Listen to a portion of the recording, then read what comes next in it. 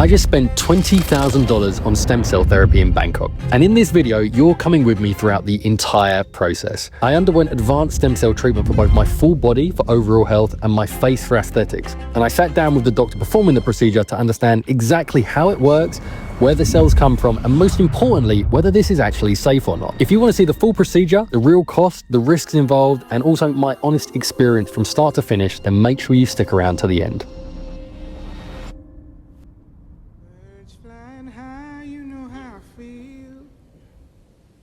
Good morning, Bangkok. First day here in Bangkok. What an absolute view to wake up to. There is nothing better than this hotel room. It's a new dawn, it's a new day. It's a new life for me, yeah. It's a new dawn, it's a new day. It's a new life for me. On the table is fine, thank you.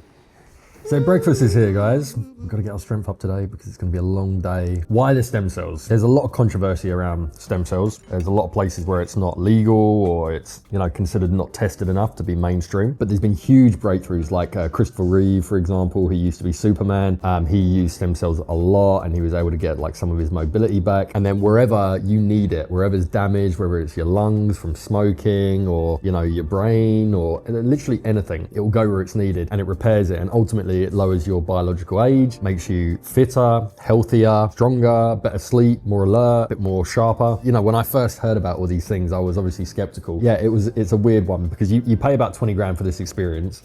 It's a once in a lifetime one. You only have to get it one time. The cells replicate you get 100 million new cells. They replicate every 2 weeks for like 1,000 times, something like that. So you're dead before it stops working. So obviously that's not very sexy from like a pharmaceutical company, board of directors or shareholders, whatever perspective. So I think that's probably why it is, but I personally think it's amazing. I think in the future it's going to be a really big thing. And yeah, let's do it. It's time for the beard to come off because today, as well as the stem cells, I'm also going to be doing a stem cell facial. Well guys, time to go. Time to leave this fantastic hotel.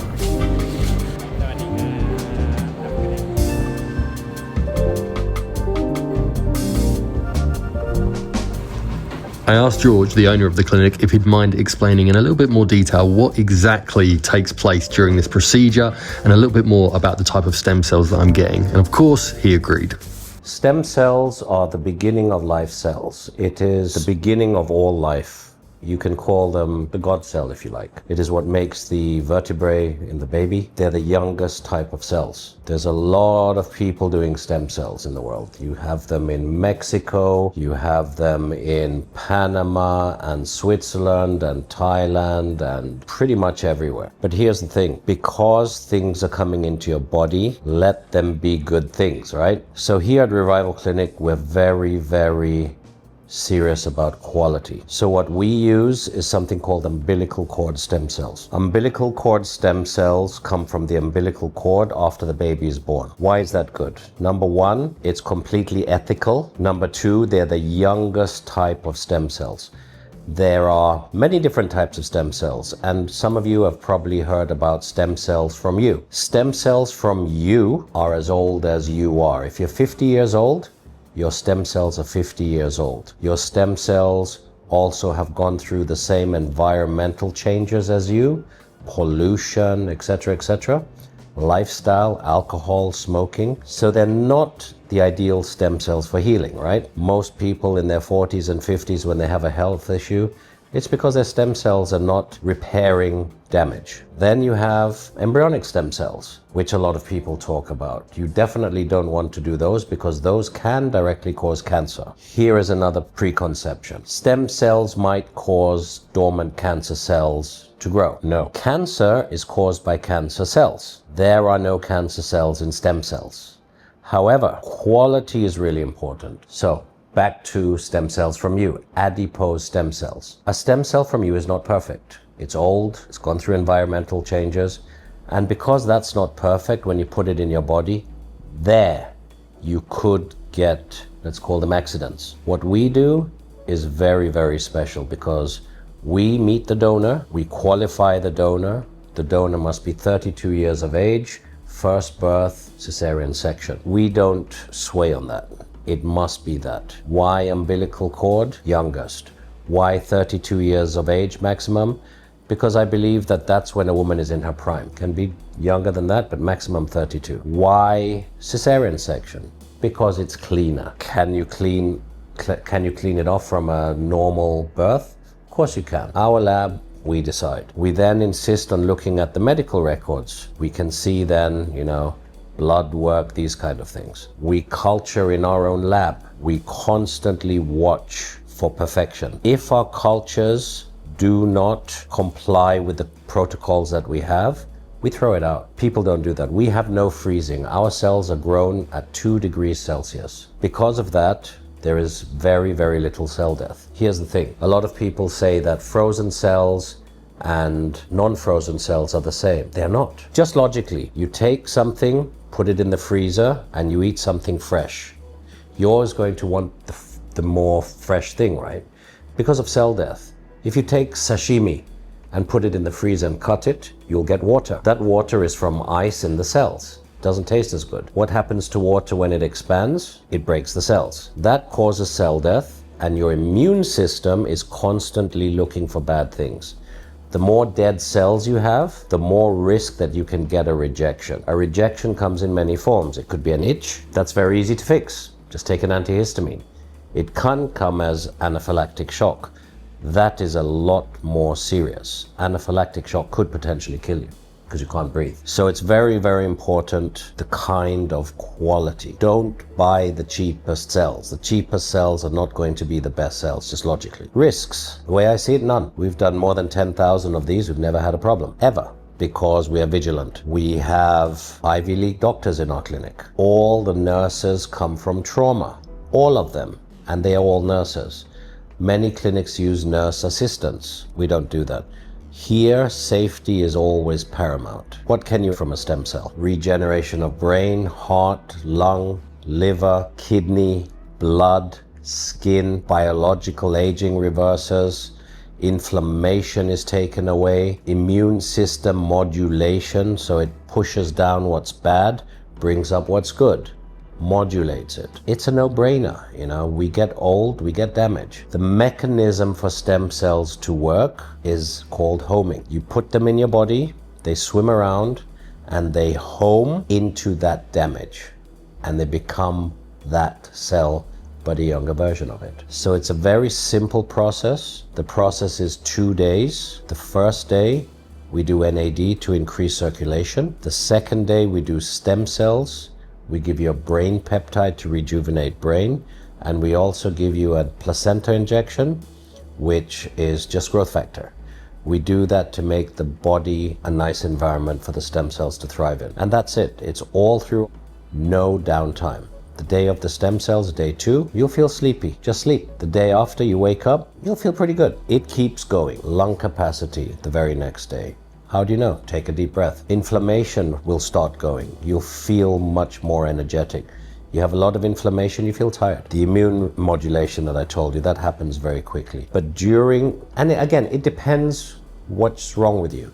If there's not a lot wrong with you, you may not feel that, oh my God, this is an amazing thing. There'll be small things. Oh, I could run 3 kilometers more than I usually do. I feel better. I sleep better. My man parts are working better. These kind of things. There's small things that constantly you will notice that are improving. If you have a lung issue, if you have heart issues, if you have more serious things, anything stomach, anything immune, that's very fast, because that's life-changing. In days, most people feel very different. So is it good for everybody? Absolutely. Who should do it?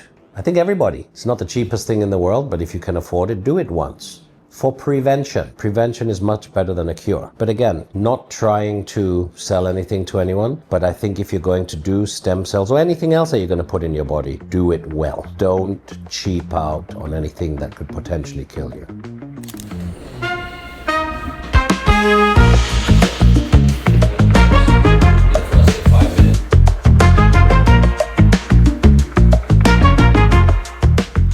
So So the report for the stem cells that I'm actually getting today, this is the benefit of getting something like this here. It gives you the real mental clarity to know where everything's come from and also how fresh it actually is. So we can actually see that the cells were taken today at 2:30. Time now is about 4:30, I think, and best before 5:30 today. So they need to be in my face before 5:30. These are all the results from the donor, so you can make sure that the person was like super healthy for absolutely everything. Total viable cells in the original sample, 3.4 million nearly, and total cells 3.444. So yeah, all good. We're ready to go. Half an hour, going straight in my face. 20 years younger. So,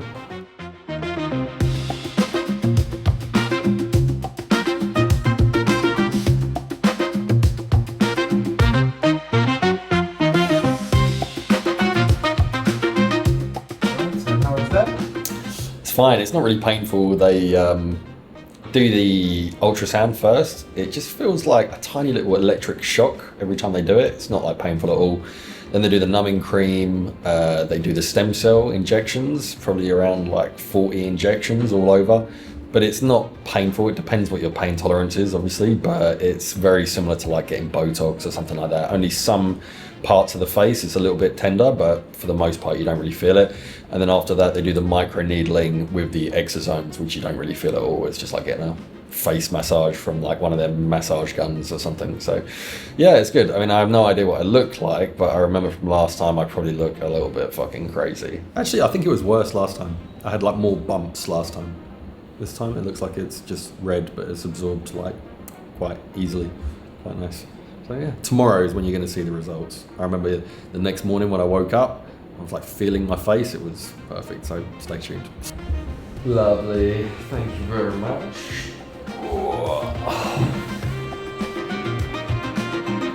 Nice. All right. Let's talk about some peptides. Busy couple of days, guys. You will notice that I am clean shaven, taken a few years off. I hate shaving my beard off. But anyway, the last few days, I've gone to Bumrungrad hospital. I got a full health check. I already seen the results. The doctor went through them all with me, but I haven't received them yet. But when I get them, I'm going to go through everything that I actually had tested and tell you the results. But luckily, looks like I'm pretty healthy. You know, I'm not getting paid to do this. This isn't a deal that I've got with George. It's because I feel like this kind of treatment, it's so new age and it's not explored enough. And I personally believe the reason it's not explored enough is because there is no money in like a one-time quick fix. You know, selling something for 20 grand that someone never needs again is not as profitable as, you know, selling someone medication for the rest of their life.